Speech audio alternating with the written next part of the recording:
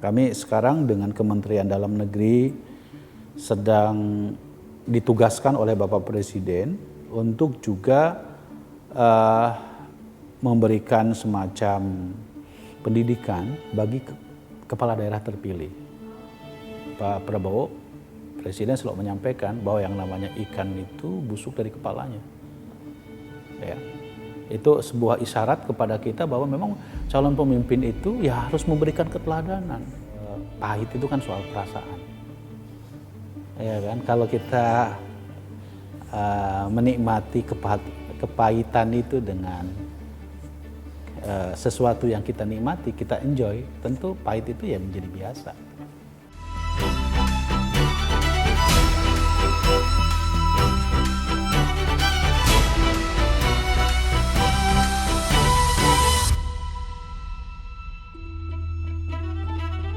Bincang Liputanam kembali hadir tentunya bersama saya Sheila Oktarina yang akan menemani sahabat liputanam.com. Dan kali ini kita akan berbincang dengan seseorang tokoh yang berlatar belakang akademisi. Tapi ternyata di sela-sela kesibukannya menjadi Gubernur Lemhanas yang dilantik Pak Prabowo, beliau masih sempat-sempatnya mengajar sebagai dosen di beberapa universitas. Lantas bagaimana wajah Lemhanas di bawah kepemimpinan beliau? Kita akan langsung berbincang bersama dengan Bapak Aceh Hasan Syadili. Pak Aceh, apa kabar Pak? Baik, Alhamdulillah. Mbak Sheila apa kabar? Baik juga. Jadi ini kalau boleh tahu nih Pak, mungkin bisa diceritain ke sahabat Liputanam juga. Ini kan awalnya Bapak itu diminta sama Pak Presiden untuk menjadi Gubernur Lemhanas. Itu gimana ceritanya Pak? Ya, saya sendiri tidak pernah terbayangkan akan memimpin sebuah lembaga yang prestisius. Kenapa saya sebut sebagai lembaga prestisius? Karena memang Lemhanas ini memiliki peran yang sangat strategis, terutama mempersiapkan calon pemimpin-pemimpin nasional. Yang kedua, melakukan pengkajian, terutama pengkajian geopolitik yang hasil kajiannya diberikan kepada Bapak Presiden. Yang ketiga, tentu kita berupaya untuk terus memantapkan nilai-nilai kebangsaan ya. Nah, di sini kita tahu bahwa Lemhanas ini bukan hanya lembaga biasa, tapi ada berbagai unsur ada di Lemhanas, dari unsur TNI, ya, Angkatan Darat, Angkatan Udara, Angkatan Laut, dari unsur Polri, ya, dan juga dari unsur ASN atau sipil, ya. Jadi sebagai sebuah lembaga yang saya sendiri merupakan ya katakanlah dianggap sebagai politisi, lama bekerja sebagai anggota DPR RI, aktif di salah satu partai politik, ya. Tentu ketika mendapatkan tugas dari Bapak Presiden untuk menjadi Gubernur Lemhanas, membuat saya menjadi, wah benar nggak nih saya jadi Gubernur Lemhanas harus memimpin sebuah institusi yang di dalamnya sangat beragam sekali gitu ya. Tentu karena ini merupakan tugas negara dan saya sendiri merasa harus banyak introspeksi apakah saya mampu atau tidak untuk memimpin sebuah lembaga yang sangat strategis ini. Tentu saya kira Bapak Presiden memiliki pertimbangan tersendiri ketika beliau menunjuk saya sebagai Gubernur Lemhanas ini gitu ya. Nah, memang saya tidak menduga-duga, tetapi mungkin saja karena mungkin saya selama ini bukan hanya sebagai politisi, ya, tetapi memang saya juga masih bergelut di dunia akademik, ya. Maka di dunia politik pun saya juga concern terhadap kaderisasi di tubuh partai. Jadi mungkin atas alasan itulah Bapak Presiden menunjuk saya sebagai Gubernur Lemhanas gitu. Oke, tadi sempat dimention sama Bapak nih, Lemhanas ini kan memang bukan lembaga yang biasa aja ya gitu, bahkan mempersiapkan pemimpin-pemimpin baru gitu. Mungkin sahabat liputan6.com nih banyak yang belum tahu nih Pak, sebenarnya Lemhanas itu apa sih gitu kan? Terus sebenarnya tugasnya apa? Ya, Lemhanas sendiri sebetulnya sebagai sebuah lembaga itu sudah ada sejak zaman Bung Karno sebagai presiden di akhir-akhir masa jabatan beliau. Nah, Lemhanas memang didirikan untuk mengintegrasikan calon pemimpin-pemimpin baik dari kalangan TNI, Polri maupun dari kalangan ASN maupun masyarakat itu sendiri ya. Jadi di Lemhanas ini menjalankan fungsi pendidikan, di mana pendidikannya sendiri itu diarahkan ada pendidikan yang sifatnya reguler bagi calon. Kalau di TNI mau bintang 1 maka harus melalui Lemhanas dulu. Oke. Ya. Polri juga sama demikian. ASN juga sama ya, dan tentu tokoh-tokoh masyarakat yang selama ini aktif di organisasi kemasyarakatan atau dunia bisnis, mereka yang sudah level nasional, biasanya mereka mendapatkan pendidikan di Lemhanas ini gitu. Nah, fungsi pendidikan ini adalah agar para calon-calon pemimpin nasional kita itu memiliki satu pemahaman dan wawasan serta kecakapan tentang tantangan yang dihadapi oleh bangsa ini. Ya. Karena kan kita tahu bahwa di tengah situasi global yang sangat dinamis, tentu tantangan yang dihadapi oleh bangsa kita tidaklah sama dan tidaklah mudah. Karena itu para calon-calon pemimpin nasional, ya baik dari kalangan TNI, Polri maupun dari kalangan ASN sipil, mereka harus memiliki satu pemahaman yang komprehensif, terutama tentang geopolitik, ya bagaimana tantangan tentang Indonesia menghadapi geopolitik dunia. Ya. Selain itu, ya tentu semua calon-calon pemimpin kita harus memiliki satu pemahaman yang sama tentang apa yang menjadi kepentingan nasional kita sebagai bangsa. Lemhanas memang didirikan untuk mendidik para calon-calon pemimpin agar menjadi negarawan. Agar mereka memiliki pemikiran yang holistik, komprehensif, dan berjiwa nasionalisme yang kuat. Ya. Karena itu untuk menjadi dan mengikuti pendidikan dalam Lemhanas ini diperlukan satu proses seleksi yang juga cukup ketat. Ya.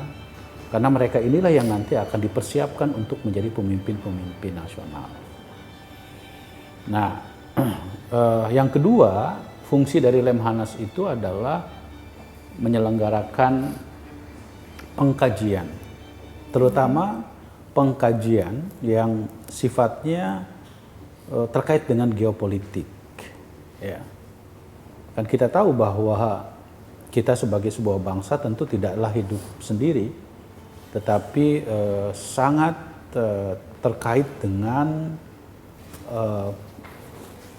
kerjasama internasional.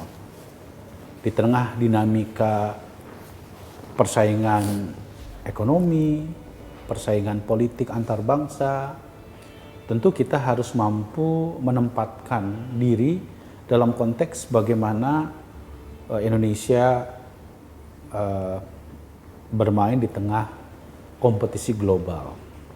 Nah, karena itu Lemhanas secara rutin melakukan pengkajian, terutama pengkajian geopolitik, ya, yang kemudian ini dijadikan sebagai masukan kepada Bapak Presiden. Selain bahwa isu-isu yang terkait dengan isu-isu mutakhir seperti keinginan Bapak Presiden kita untuk memperkuat dan mewujudkan ketahanan pangan, ya, ketahanan energi, ketahanan air, serta berbagai isu-isu yang lainnya, yang bagaimana kita bisa memastikan agar Indonesia memiliki daya tahan sebagai sebuah bangsa. Yang ketiga, fungsi dari Lemhanas itu adalah mendorong agar nilai-nilai kebangsaan kita kuat dan mantap. Oke. Ya, karena kita tahu bahwa yang namanya nilai-nilai kebangsaan tentu juga dinamis, apalagi kita bisa melihat saat ini, ya, tidak seperti di era Orde Baru dulu, ya, nilai-nilai kebangsaan disampaikan atau disosialisasikan kepada semua elemen masyarakat. Tetapi kalau sekarang kan relatif bahwa nilai-nilai kebangsaan kita tidak dilakukan secara sistematis, secara terukur, secara terencana dengan baik. Ya. Maka Lembaga Ketahanan Nasional atau Lemhanas akan terus mendorong agar nilai-nilai kebangsaan itu betul-betul mantap dimiliki oleh, terutama saya kira generasi milenial, anak-anak muda kita. Gitu. Ya. Oke, kalau misalnya tadi sempat dikatakan bahwa dari zaman Pak Soekarno ya berarti sekitar 1965. 64-65. Oke. Berarti dan ini juga menjadi lembaga pusat pendidikan dan pengkajian masalah-masalah strategis begitu tadi ya secara singkatnya. Nah, apakah dengan pertahanan negara sekarang ini begitu ya masih relevan nggak Pak? Ya saya kira justru sangat relevan, ya, di tengah persaingan global seperti saat ini. Kita tahu bahwa berbagai kebijakan dalam negeri itu tidak bisa lepas juga dari dinamika tantangan global. Ya. Apa yang terjadi misalnya di perang antara Rusia dan Ukraina itu kan pasti akan mempengaruhi juga terhadap kondisi ekonomi bangsa kita. Okay. Karena antara satu negara dengan negara yang lain itu pasti akan berdampak terhadap setidaknya kita sendiri sebagai sebuah bangsa dalam hal misalnya perdagangan, ekonomi itu membutuhkan negara lain, ya.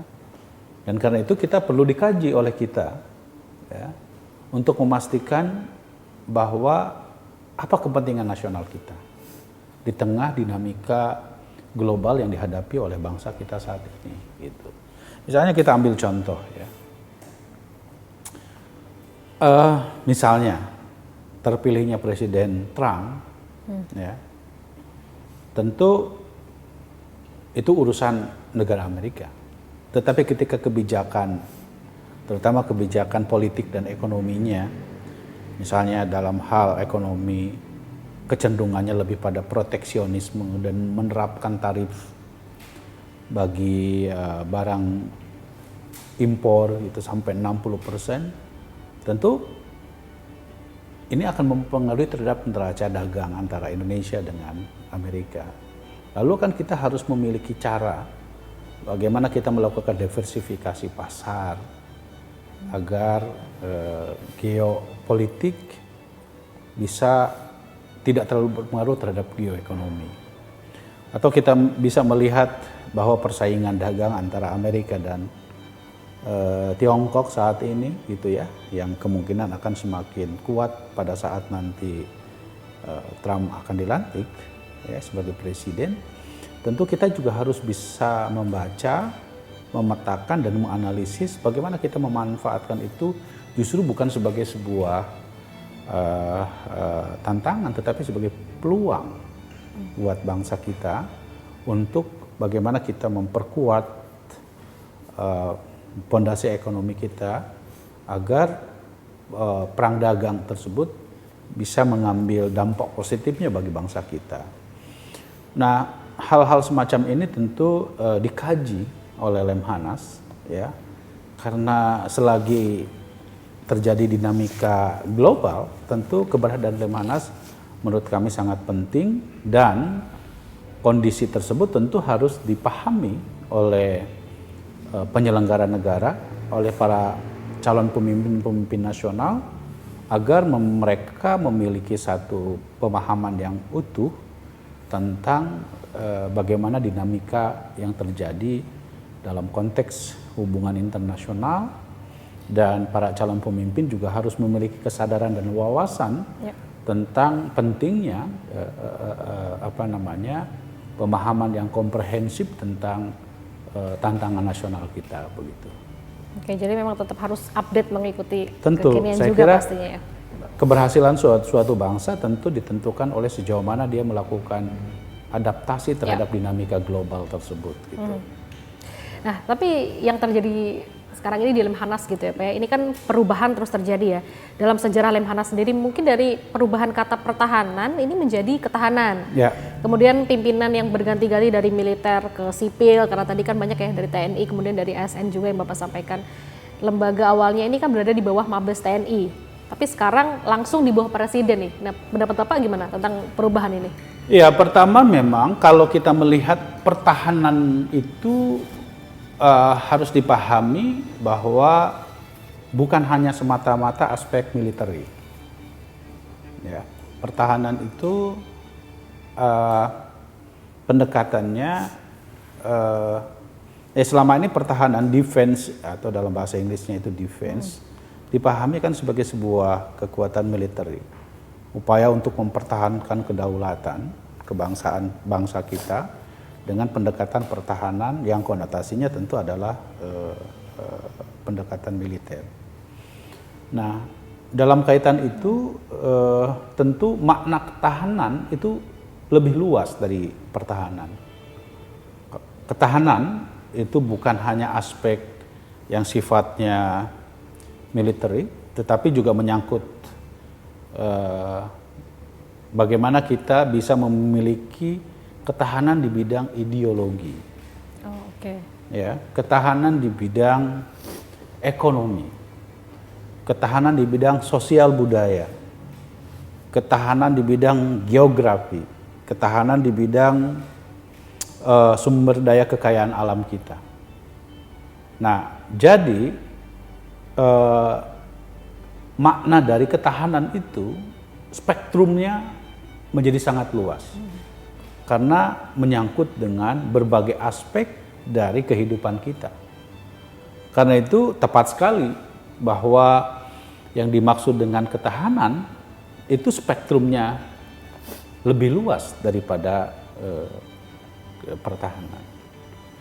Yang kedua, tentu tanggung jawab karena spektrumnya lebih luas, maka ketahanan bukan semata-mata aspek militer, tetapi mencakup berbagai bidang. Tadi yang saya sebut Ipolek, Sosbud, Hankam, ya, ideologi, politik, sosial, ekonomi, budaya, pertahanan, keamanan. Karena ini spektrumnya luas, maka Lemhanas sendiri ya harus di bawah Presiden. Ya.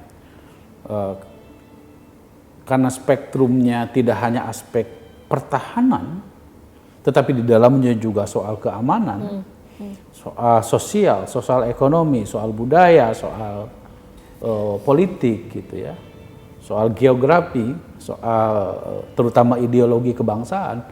Tentu karena spektrumnya lebih luas, maka ya Lemhanas saya kira tepat di bawah langsung Bapak Presiden, gitu. Karena cakupannya begitu luas ya, bahkan sekali. semuanya itu dari segi bidang ya. Nah, program pertama Lemhanas nih yang nantinya Bapak laksanakan adalah penyelenggaraan pendidikan bagi calon pimpinan bangsa lewat program penyiapan dan pemantapan pemimpin nasional. Ini Januari 2025, betul ya Pak ya? Iya, betul, betul. Sekarang ini kita sedang berproses untuk melakukan rekrutmen para calon peserta, seleksi para peserta. Dan para peserta ini berasal dari TNI, Angkatan Darat, Angkatan Laut, Angkatan Udara, dari Polri, ya, dan juga dari ASN, ya, dari Kejaksaan, dari intelijen, dari institusi yang lain, dan juga termasuk dari dunia usaha. Ya.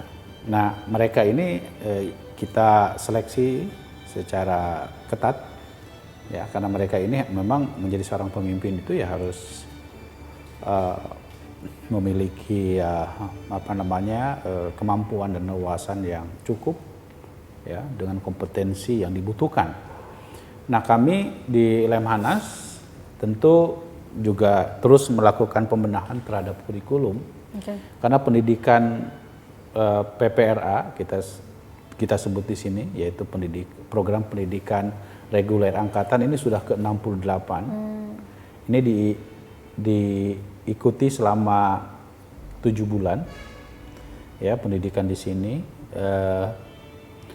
Selama 7 bulan ini mereka akan mendapatkan pengetahuan dari berbagai macam perspektif tadi, dari aspek ideologi, dari aspek politik, dari aspek geopolitik, dari aspek pertahanan, keamanan, sosial, ekonomi. Jadi memang mereka akan diberikan pengetahuan secara komprehensif dan holistik, gitu loh, tentang berbagai aspek yang dihadapi oleh bangsa kita. Tentu dalam pelaksanaannya nanti kita akan sesuaikan dengan asta cita dari Presiden Prabowo. Ya. Ada beberapa penekanan tentu yang nanti akan diberikan kepada para calon peserta pendidikan tersebut, yang diarahkan kepada bagaimana mencapai tujuan asta cita itu. Misalnya kita dorong agar bagaimana selain mereka memiliki kemampuan di bidang ketahanan ideologi, tetapi juga target untuk bagaimana kita bisa menciptakan, mewujudkan swasembada pangan, ketahanan energi, hilirisasi dan industri, ya, dan upaya kita untuk mewujudkan Indonesia Emas 2045 itu nanti akan dibahas secara mendalam, ya, dalam pendidikan di Lemhanas ini. Oke, jadi gitu. Selama 7 bulan tadi Bapak sampaikan. Betul. Ya, 7 bulan dengan berbagai aspek kurikulum tadi yang. Betul. Yang selain itu juga Mbak, ya, kami sekarang dengan Kementerian Dalam Negeri sedang ditugaskan oleh Bapak Presiden untuk juga memberikan semacam pendidikan bagi kepala daerah terpilih. Ya. Dan penugasan ini penting agar, ya, saya kira kalau sudah menjadi kepala daerah tentu tidak lagi berpikir soal siapa partai pendukungnya, tetapi sudah berpikir soal kepentingan nasional dan kepentingan rakyat. Ya. Nah, termasuk juga kemampuan-kemampuan dan kompetensi dasar tentang bagaimana pengelolaan pemerintahan dan manajemen pemerintahan. Nah, di Lemhanas juga akan ditekankan aspek pemantapan kepentingan nasional kita, pemahaman yang utuh tentang geopolitik, pemahaman yang komprehensif tentang apa tantangan yang dihadapi oleh daerah. Karena kepentingan nasional itu juga terafirmasi dari apa yang menjadi kebutuhan dari masyarakat di daerah. Kita kan tidak mungkin menjadi sebuah negara yang kuat secara nasional kalau daerah juga tidak kuat, gitu. Karena itu dalam konteks pemantapan nilai-nilai kebangsaan yang nanti akan diberikan kepada para kepala daerah terpilih, kami ingin menekankan aspek hal tersebut gitu.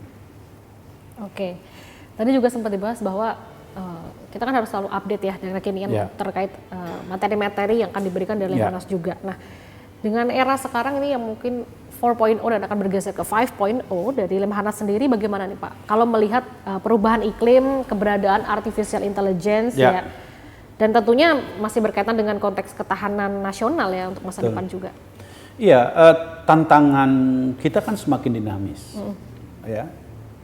Kita melihat bahwa dinamika yang terjadi akibat dari tentu saat ini tidaklah mudah di depan mata kita, dan saat ini sudah terjadi misalnya climate change, perubahan iklim, itu mempengaruhi juga terhadap berbagai aspek, terutama misalnya aspek ekonomi kita, ya, dan itu terjadi saya kira bukan hanya di Indonesia saja, hampir di seluruh dunia perubahan iklim menjadi masalah serius. Ya. Yang kedua, kemajuan teknologi, terutama kita menyebutnya sebagai bagian dari tantangan geocybernetika yang berimplikasi, berdampak juga terhadap artificial intelligence, ya, kecerdasan buatan, yang kita harus lihat bahwa di situ ada sisi positifnya, ya, dengan kemajuan teknologi informasi yang begitu sangat cepat, tentu ini akan berdampak juga terhadap kecerdasan buatan yang bisa membuat kita semua dalam konteks misalnya pemerintahan bisa lebih efektif, bisa lebih efisien, ya. Namun tentu juga di situ juga ada tantangannya. Ya, tantangan geocybernetik itu adalah salah satunya misalnya seperti yang terjadi saat ini, merajalelanya judi online. Ya, itu juga tantangan sebagai residu dari kemajuan teknologi yang tentu harus kita antisipasi sedemikian rupa, dan bagi calon-calon pemimpin ke depan tentu harus memiliki kesadaran bahwa tantangan itu ya harus kita hadapi, gitu ya.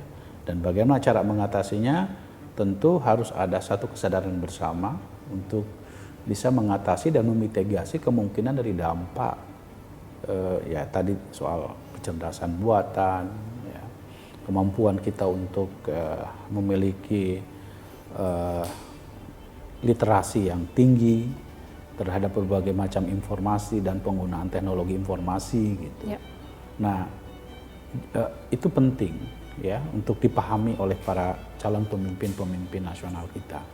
Jadi selain soal tantangan global yang saya sebutkan tadi, soal berubahnya konfigurasi dinamika internasional, tantangan perubahan iklim, ya, tantangan AI, ya, kecerdasan buatan, itulah yang juga kita berikan wawasan kepada para calon pemimpin nasional kita.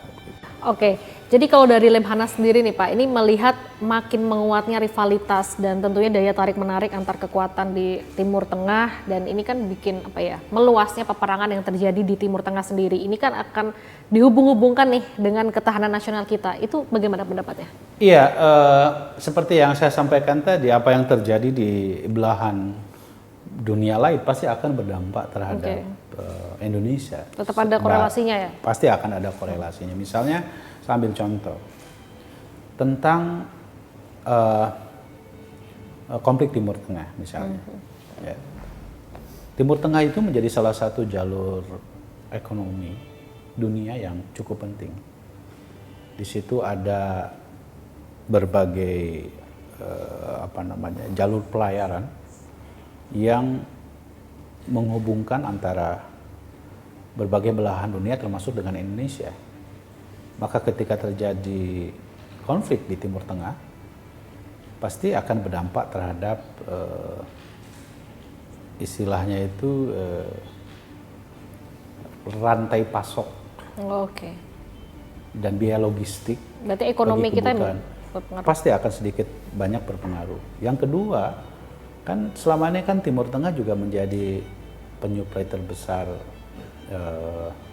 minyak dunia. Ya. Dan kita harus tahu bahwa salah satu sumber impor kita dari minyak itu kan juga salah satunya dari Timur Tengah. Dan apa yang terjadi misalnya dengan Timur Tengah itu kan pasti akan mempengaruhi terhadap harga energi dunia, gitu. Nah, sementara kita sendiri itu memiliki komoditas energi yang diimpor dari negara-negara lain. Nah, apa yang terjadi dari konflik salah satunya di Timur Tengah, gitu ya, itu pasti akan mempengaruhi terhadap setidaknya pertama tadi rantai pasok, yang kedua adalah soal komoditas energi yang selama ini dikonsumsi oleh negara kita. Jadi itu dengan sendirinya nanti akan mempengaruhi terhadap misalnya asumsi dolar kita, ya, kemudian berapa kebutuhan energi yang harus dipasok dari luar, ya. Dan oleh karena itu menurut saya memang mau tidak mau memang kita harus selalu punya cita-cita untuk membangun ketahanan energi kita, gitu. Jangan sampai kita misalnya tergantung kepada pihak luar. Nah, maka cita-cita atau tujuan atau apa yang disampaikan oleh Presiden Prabowo untuk mewujudkan ketahanan energi, ya memang harus kita support sepenuhnya, karena itu adalah menjadi masalah yang harus kita antisipasi. Atau bukan saja Timur Tengah, kan orang sering berpikir misalnya soal apa sih dampaknya Rusia dengan Ukraina gitu terhadap Indonesia. Ada dampaknya. Apa itu? Dampaknya adalah pasti itu akan mempengaruhi terhadap, karena kan Ukraina itu adalah salah satu negara penghasil gandum terbesar di Eropa. Rusia juga salah satu negara yang merupakan penghasil gas dan juga bahan baku dari pupuk.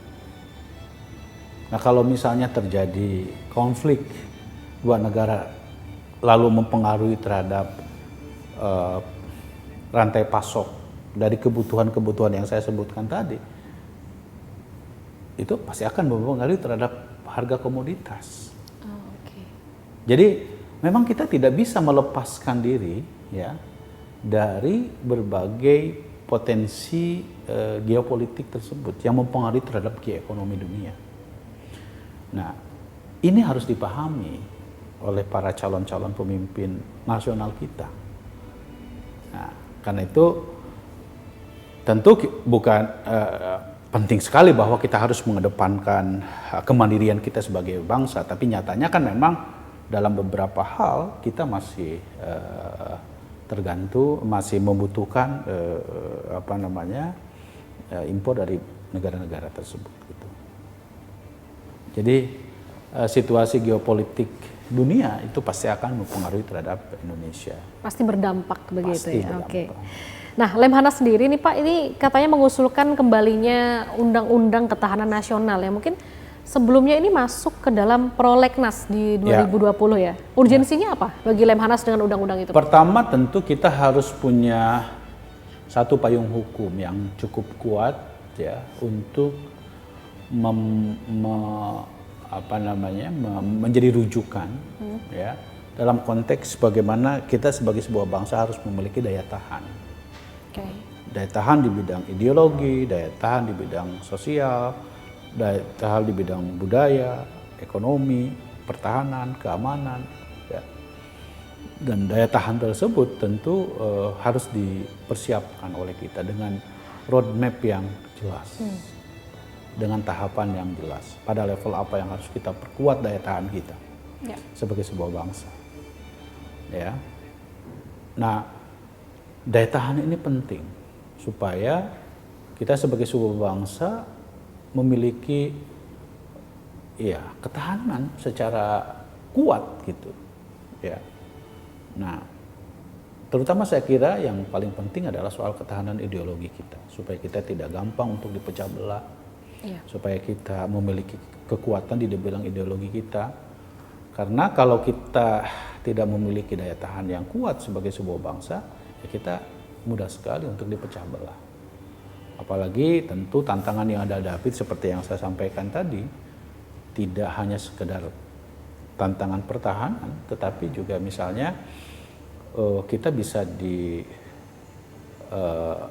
dengan perang proksi, ya, proksi melalui cyber, ya, entah itu berita-berita hoax, ya, yang bisa memecah belah bangsa kita. Ini kan perlu dikuatkan dengan payung hukum yang kuat. Termasuk juga tentu sebagai sebuah kelembagaan, Lemhanas sendiri saya kira penting sekali memiliki payung hukum undang-undang, ya, agar kekuatan Lemhanas jadi semakin mantap gitu. Luar biasa, oke. Harapannya Pak berarti Pak untuk Lemhanas selama Pak akan menjabat sebagai pemimpinnya ini? Iya tentu saya berharap Lemhanas, ya, di bawah kepemimpinan saya akan menjalankan semaksimal mungkin upaya kita untuk melahirkan para calon-calon pemimpin bangsa. Bukan saja mereka memiliki kemampuan secara wawasan, pengetahuan, tapi yang paling penting juga adalah soal perilaku yang berintegritas. Ya, Bapak Presiden selalu menekankan kepada kita soal misalnya banyaknya kebocoran-kebocoran, ya, kebocoran penerimaan negara, kebocoran APBN, dan lain-lain. Nah, saya juga di dalam proses pendidikan di Lemhanas ini bagi para calon pemimpin-pemimpin nasional akan menekankan aspek yang penting, yaitu soal bagaimana membangun pemimpin yang berintegritas. Ya, pemimpin yang mengedepankan kepentingan nasional, menjadi negarawan, ya. Nah ini penting sekali, ya, gitu. Jangan karena bagaimanapun Pak Prabowo Presiden selalu menyampaikan bahwa yang namanya ikan itu busuk dari kepalanya, ya. Itu sebuah isyarat kepada kita bahwa memang calon pemimpin itu ya harus memberikan keteladanan. Nah, Lemhanas di bawah kepemimpinan kami juga ingin menekankan aspek membangun integritas para calon pemimpin-pemimpin kita. Ya, kita ini sebagai sebuah bangsa sangat perlu bersyukur kepada Allah, kepada Tuhan. Kenapa? Kekayaan alam kita ini luar biasa. Nah, namun rasa-rasanya ini belum dimaksimalkan sedemikian rupa. Maka ketika Presiden Prabowo melanjutkan apa yang telah dilakukan oleh Presiden Jokowi melalui program hilirisasi sumber daya alam kita, tentu ini kita harapkan bisa mendorong upaya kita, ya, untuk bisa memanfaatkan potensi kekayaan alam kita untuk kepentingan nasional kita. Sekarang misalnya, ya, kita punya nikel kita mungkin merupakan nikel terbesar di dunia, ya. Tapi apakah memang itu sudah dipergunakan sepenuhnya untuk kepentingan nasional kita dan dimaksimalkan menghasilkan sesuatu yang lebih besar untuk kepentingan nasional kita? Nah, dengan program hilirisasi tentu dari hulu sampai hilir, gitu.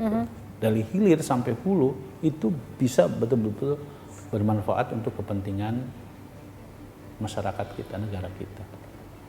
Nah, selama ini kalau kita lihat di beberapa kasus, kita ini kan lebih banyak mengekspor bahan mentah daripada kita mengolahnya sendiri, yang tentu memiliki nilai tambah bagi keekonomiannya. Nah, dengan kita menekankan aspek pendekatan yang lebih komprehensif terhadap kebijakan-kebijakan tersebut, maka kita harapkan kekayaan alam yang kita bisa manfaatkan ini sepenuhnya untuk kepentingan bangsa kita. Gitu. Itu salah satu contoh bagaimana ya para pemimpin, calon-calon pemimpin kita ini harus ditekankan aspek kepentingan nasional. Gitu. Kira-kira begitu. Ya, karena itu yang utama ya. Oke, tadi di awal sekali Bapak sempat menyebutkan bahwa memang latar belakangnya dari akademisi ya. Bapak juga mengajar begitu. Ini kok bisa tertarik di dunia politik? Ini gimana Pak ceritanya? Kalau boleh tahu, apa karena sang ayah dulu juga politisi partai gitu? Ya, saya kebetulan dari sejak saya dulu dari sejak mahasiswa menjadi aktivis, ya, dan kemudian terus melanjutkan dunia akademi saya sampai S3. Dan saya merasa bahwa kalau hanya sekedar menjadi akademisi aja nggak cukup. Kenapa? Kalau menjadi akademisi kan kita hanya ngajar paling satu kelas 40 orang, ya kan? Ya. Melakukan penelitian, tapi kalau sudah dilakukan penelitian, lalu hasilnya mau jadi apa? Oke. Nah, tetapi kalau kita menjadi politisi, maka kita bisa ya, apa yang ada di dalam dunia akademik yang belum tentu juga bisa dieksekusi dalam konteks kebijakan. Karena politik itu kan sesungguhnya adalah buat saya bukan hanya how to get the power, bukan hanya sekedar bagaimana kita meraih kekuasaan itu, tetapi bagaimana kekuasaan itu ya diisi, ya, dikelola sesuai dengan kaidah-kaidah akademik juga, idealisme akademik. Nah, ketika saya menjadi akademisi, tetapi juga menjadi seorang politisi yang bisa mengeksekusi kebijakan, maka gitu, di situ saya memiliki peran ganda, ya. Peran ganda sebagai seorang akademisi, tetapi pada saat yang bersamaan kita bisa mewarnai kebijakan tersebut dalam perspektif yang lebih akademik gitu.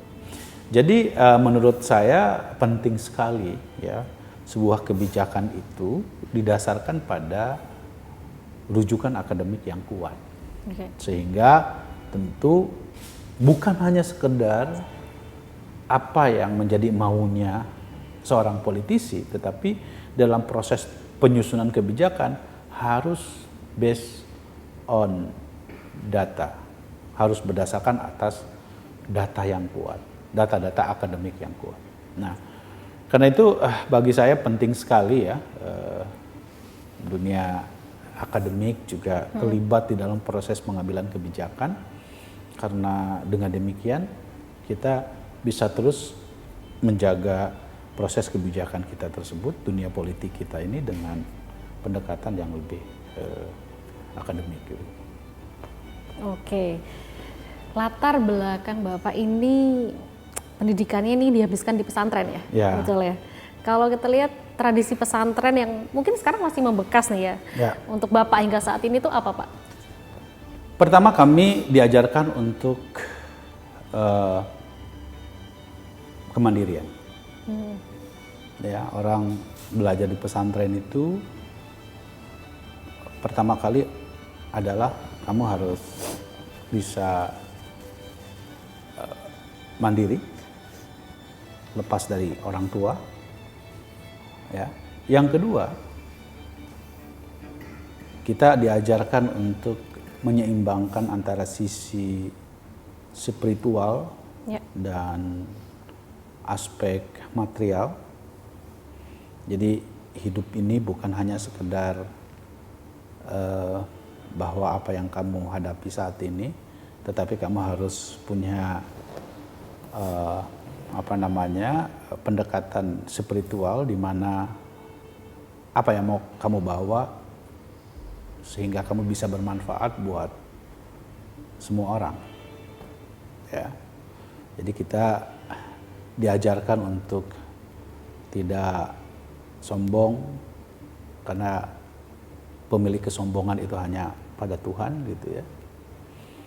Sisi-sisi spiritual itu yang saya kira kami sangat kuat sekali diajarkan di dunia pesantren. Dan yang ketiga, ya, orang pesantren itu saya yakin sisi nasionalismenya itu tidak perlu dilakukan lagi. Karena sejarah Indonesia di situ ada kontribusi orang-orang pesantren. Oke. Jadi kalau misalnya saya di Lemhanas melakukan upaya pemantapan nilai kebangsaan, ya karena lazimnya memang di pesantren kami diajarkan untuk selalu mencintai tanah air, atau dalam bahasa agamanya disebut dengan hubbul waton minal iman. Jadi mencintai tanah air itu sebagian dari keimanan kita. Nah, Lemhanas ya menurut saya pada tingkat tertentu tentu sangat relevan sekali dalam konteks latar belakang kami di dunia pesantren juga gitu ya.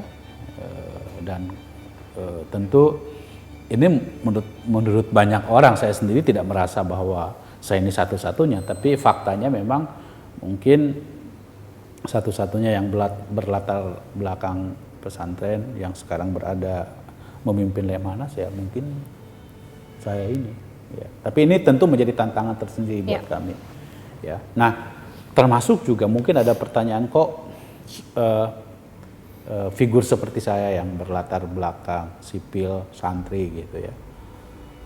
Karena kalau kita lihat ya di era Orde Baru tidak ada yang sipil, selalu militer. Di era reformasi ada dari kalangan sipil. Ya. Nah, sekarang dipegang oleh kami dan saya merasa bahwa ini mandat yang sangat terhormat dan saya mohon doanya dari seluruh masyarakat Indonesia untuk dapat mengemban tugas ini dengan sebaik-baiknya. Yep. Karena sekali lagi mencetak seorang pemimpin itu ya tentu membutuhkan keteladanan, ya, keteladanan dari para yang mendidik pemimpin itu gitu. Dan saya berharap tentu dengan mandat yang diberikan kepada kami bisa menjalankan tugas ini dengan sebaik-baiknya. Oke. Bapak ini sampai sekarang masih mengajar di beberapa kampus ya?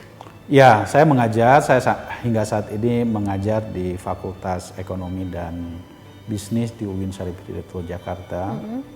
Saya kebetulan mengajar beberapa mata kuliah, salah satunya adalah ekonomi politik. Mengajar juga perencanaan pembangunan, ya. Saya mengajar juga beberapa mata kuliah seperti manajemen strategik, ya. Okay. Selain di UIN, suka diundang di beberapa perguruan tinggi, terutama mengajar pasca sarjana di Fakultas Ekonomi. Tadinya banyak orang yang mengira bahwa saya ini dosen agama. Saya sesungguhnya latar belakangnya S3 saya di bidang ilmu pemerintahan. Lebih tepatnya desentralisasi gitu ya. Nah, jadi ya tentu sebagai orang bilang pemimpin politik kan juga harus tahu tentang berbagai bidang ya. Dan kebetulan saya sekarang menekuni dari sejak mulai saya lulus S2, S3 saya menekuni di ekonomi politik, di administrasi pembangunan. Okay.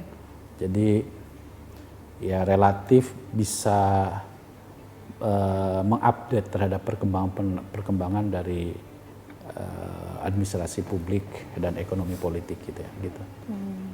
Terus gimana tuh Pak cara ngebagi waktunya? Mungkin di sela-sela kesibukan juga kan sebagai Gubernur Lemhanas banyak sekali dong tugas yang dilakukan. Iya, sebetulnya waktu saya di DPR saya selalu menyempatkan diri untuk mengajar. Dalam seminggu saya pagi seminggu 2 kali, biasanya saya ambil hari Kamis, hari Jumat pagi. Oke. Jam 7:30 sampai jam 9 saya mengajar. Biasanya kan kalau di DPR kita mulai rapat jam 10. Gitu. Jadi saya jam 7:30 8 pagi sampai jam 9 mengajar dulu di kampus. Setelah itu baru ke kantor. Nah sekarang di Lemhanas, ini baru 2 bulan, saya 2 bulan setengah di Lemhanas, ya ngatur-ngatur waktunya, kalau nggak ada rapat penting-penting banget sesuai dengan jadwal ya saya mengajar, kalau tidak ya saya wakilkan. Gitu. Oh, oke. Nah, ya, dan tentu selain mengajar tentu ya kita harus terus mengupdate terhadap perkembangan keilmuan. Jadi ya harus menyempatkan diri lah dalam seminggu 2 atau 3 hari malam hari untuk membaca ya perkembangan apa dan tentu berdiskusi dengan. Nah, salah satu yang membuat saya juga merasa nyaman di Lemhanas adalah di sini itu kan banyak kalangan cendekiawan. Oh, oke. Ya, jadi bukan hanya saya, tapi di sini itu banyak tenaga profesional yang mereka dari berbagai latar belakang, geopolitik, ekonomi, ya, pendidikan, ya, kemudian ada tenaga pengajar, ada tenaga pengkaji. Nah, setiap saat kita melakukan pengkajian dan saya banyak belajar juga dari mereka terkait dengan berbagai isu dan data-data mutakhir. Ya, jadi ya kita senang menjadi manusia pembelajar. Gitu.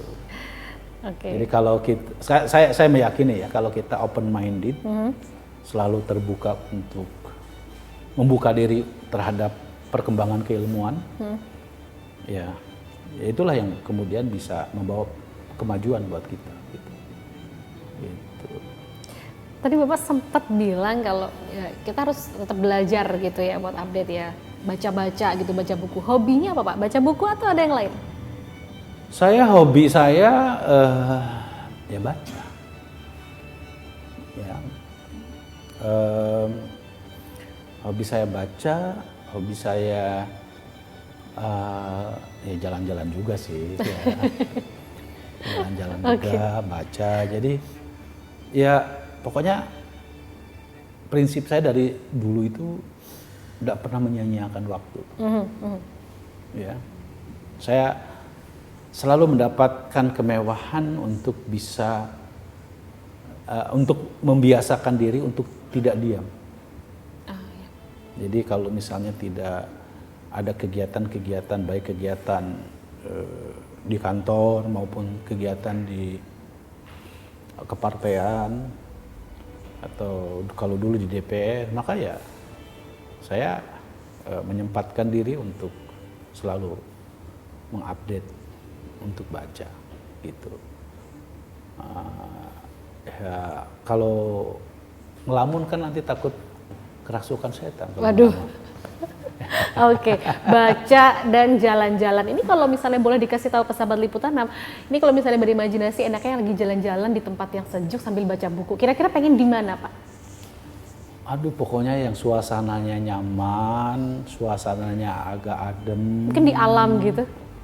Salah satunya di alam, tapi saya lebih menikmati justru lebih kalau untuk baca lebih nyaman di rumah.